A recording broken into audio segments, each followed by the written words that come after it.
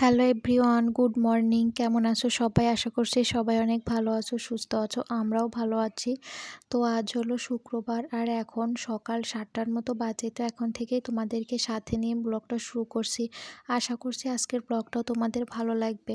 যদি ভালো লাগে তাহলে প্রথম থেকে শেষ পর্যন্ত দেখার অনুরোধ রইল। সকালে ঘুম থেকে উঠেছি 6টার দিকে। 6টার দিকে ঘুম থেকে উঠে তারপরে বাইরে আসছি। বাইরে এসে যে এঁটো থালা বাসন ছিল, কাল রাতের অনেকগুলো বাসন ছিল, তো সেগুলো মেজে দিয়ে পরিষ্কার করলাম। ওটা তোমাদের সাথে শেয়ার করা হয়নি। তো বাসনগুলো মেজে তারপরে এখানে আর কি মাছ ভিজিয়ে রেখেছিলাম, তো সেই মাছটাও ভালো করে ধুয়ে নিলাম। তো সেই দিন মাছ এনেছিলাম মামামের বার্থডে দিন, তো সেই দিন আর কি ভালো করে ধোয়া হয়নি। তো আজ রান্না করবে এখন, তো ভালো করে ধুয়ে দিলাম। দিয়ে যে বাসনগুলো মেজে রেখেছিলাম তো সেগুলো আর কি ঘরে নিয়ে উপর করে রেখে দিয়েছি। দিয়ে এখন এই যে কলপাটটাও ঝাড় দিয়ে দিচ্ছি। তার কারণ এই যে এঁঠো কাটা পরিষ্কার করা হয়েছে, তার সাথে এই যে মাছ ধোয়া হয়েছে, গন্ধ করবে এই জন্য আর কি ভালো করে ঝাঁটা দিয়ে জল দিয়ে ঝাঁটা দিয়ে আর কি ধুয়ে দিচ্ছি। আর প্রতিদিন সকালে এই বাসন মাজার পরে আর কি কলপাটটা ভালো করে ধুয়ে নিই, যাতে ওই যে এঁঠোকাটা পড়ে না থাকে। পূজার বাসন ধোয়া, জামা কাপড় ধোয়া হয়, আর ওই এঁঠোকাটা পড়ে থাকলেও কিন্তু দেখতে ভালো লাগে না। তো এই জন্য প্রতিদিন সকালে বাসন মাজার পর কলপাটটা ভালো করে ধুয়ে নিই। তারপরে ওই এঁঠো টেবিল মুছে নিয়েছি, নিয়ে এখন এই যে তরকারি কাটতে বসে গিয়েছি। তো আজকে রান্না করবে বাটা মাছের তরকারি, তার সাথে এই যে পুঁই শাক দেখতে পাচ্ছ, পুঁই শাকের তরকারি মানে একটু চচ্চড়ি টাইপ করবে। আর পেঁপে ভাজি করবে, সেটাও তোমরা পরেই দেখতে পারবে। কচুর ঝোল করবে, কাঁঠালের বিচি ভাজি, আমের চাটনি। তো এগুলো রান্না করা হয়েছিল, সবটাও অবশ্য তোমাদের সাথে শেয়ার করতে পারিনি। তো এখন এই যে পুঁই শাকগুলো কেটে নিচ্ছি। কাল এনেছিল ছোদ্দা আর কি, কাল তো রান্না করা হয়নি, তো আর সকালে আর কি রান্না করা হচ্ছে। পুঁই শাকের চচ্চড়ি হবে, আর এই পুঁই শাকের মধ্যে দেওয়া হবে আলু আর তেমন কিছুই না।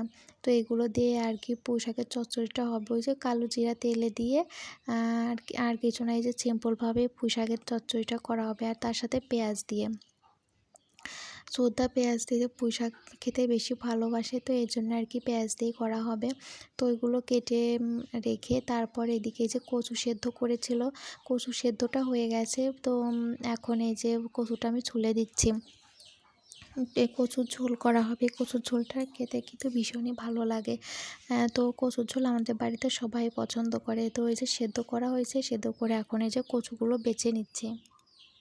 সাইফুর রহমান আইডি থেকে দাদাভাই কমেন্ট করেছে, দারুণ সুন্দর ভিডিও হয়েছে। থ্যাংক ইউ দাদাভাই, সুন্দর একটা কমেন্ট করার জন্য। এভাবে আমার পাশে থাকবেন। ওর পিতা দেবজয়ী আইডি থেকে একটা দিদিভাই কমেন্ট করেছো, তোমার মাম্মামকে বলবে কাজ করে দিবে,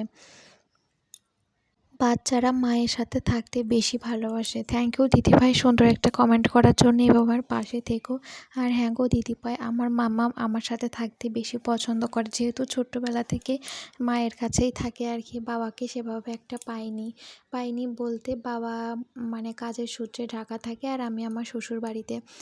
এই জন্যই আর কি, ওই যে যখন মাসে একবার কিংবা 2 মাস 3 মাস পর পর মাম্মার বাবা যখন বাড়িতে আসে, ওই 2-3 দিনের জন্য অতটুক সময় মাম্মাম তার বাবার সাথে থাকে। আর পুরাটা এই যে মাম্মামের জন্মের পর থেকে শ্বশুরবাড়িতে থাকি আমি। তো মাম্মাম শোনা আমার কাছেই থাকে। তো আমার বাড়িতে শ্বশুর শাশুড়ি আছে, তো আমরাই থাকি আর কি। তো মাম্মাম আমার সাথেই বেশি টাইম থাকে, ওর বাবার সাথে খুব কমই যখন আসে আর কি তখন।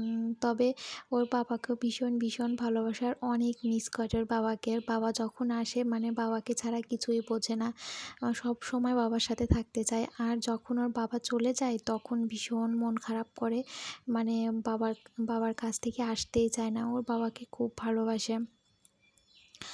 আর এই যে দেখো, ওইদিকে তো কাজকর্ম প্রায় অনেকটাই কমপ্লিট হয়ে গেছে বলতে, তরকারি কাটা হয়ে গেছে, আর এদিকে রান্নাবান্নাও হয়ে গেছে। তো অনেক কিছু রান্নাবান্না করেছিল, সেটা তো কিছুটা তোমাদের দেখিয়েছি, আর কিছুটা দেখানো হয়নি। তো তারপরে অনেকটা টাইম পরে এই যে দেখো এখন থালা বাসনগুলো ধুয়ে নিচ্ছি। তো সবারই খাওয়া দাওয়া হয়ে গেছে। খাওয়া দাওয়া কমপ্লিট করে অনেকটাই বেলা হয়ে গেছে, আজ প্রায় 10টা 10:30 বেজেই গেছে এই কাজটা করতে, মানে খাওয়া দাওয়া সবাই কমপ্লিট করতে, যেহেতু বাড়িতে আমরা মানে অনেকে এখন আছি, মামার বাবা কাকা সবাই আছে, তো একটু দেরি করে খাওয়া দাওয়া হলো। অনেক কিছু রান্নাবান্না করছে, তো এই জন্য একটু দেরি হয়ে গেছে। তো খাওয়া দাওয়া কমপ্লিট করে এখন এই যে বাসনগুলো ধুয়ে নিয়েছি, তারপর রান্নাঘরটাও পরিষ্কার করে নেব মুছে। আর আজ এখন এই কাজটা করে আর কি যাব ডাক্তারের কাছে। তো মামামের বাবা যেহেতু আসছে, এই জন্য মামামের বাবার সাথে ডাক্তারের কাছে যাব। তো এই যে দেখো রেডি হয়ে নিয়েছি, তো এখনই বেরোবো। আমার কেন ডাক্তারের কাছে যাব, সেটা হলো মানে অনেক দিন ধরে হলো পিঠের মাঝখানটায় ভীষণ ব্যথা করে, মানে অনেকটা টাইম বসে কাজই করতে পারে না, ভীষণ ব্যথা করে। তো অনেক মাস ধরেই এই ব্যথাটা হচ্ছে। প্রথমে ভেবেছিলাম হয়তো ঠিক হয়ে যাবে, কিন্তু আর কি ঠিকই হচ্ছিল না। তো মামার বাবা যেহেতু আসছে, এই জন্য আর কি মামার বাবার সাথে এই যে ডাক্তারের কাছে যাচ্ছি। তো মামা মামি আমরা সবাই রেডি হয়ে নিয়েছি, এই যে রেডি হয়ে রাস্তার দিকে চলে আসছে। বা মামামের বাবা এই যে কেবল গাড়ি বের করে নিয়ে আসলো, তো এখন আমরা যাব।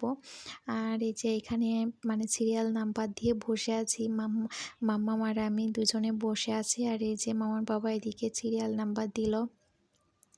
তারপর বাড়িতেও চলে আসছিলাম। এই যে এখন প্রায় 3টা কি 3:30টার মতো বাজে। ছোটদা এখন চলে যাচ্ছে, মামামের বাবা আর কি এগিয়ে দিতে যাচ্ছে কিছুটা পথ, মানে সামনে আর কি বাজারে। তো এখান থেকে বাসে করে চলে যাবে। তো তারপর 5টার দিকে ওই 4:30টার দিকে মামার বাবা আর কি বেরিয়ে পড়েছিল। কাল রাতে এসেছে, আবার আজ বিকেলেই চলে গেল।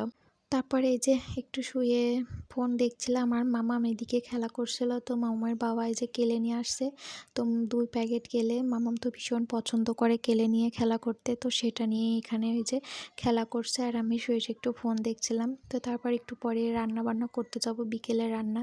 তো মামামকে যেহেতু দুপুরে ঘুম পাড়েনি, তো সন্ধ্যা লাগতে লাগতে আর কি ঘুমিয়ে পড়বে, এই জন্য একটু তাড়াতাড়ি রান্না করব। তো আজকের ভিডিওটা এখানেই শেষ করছি।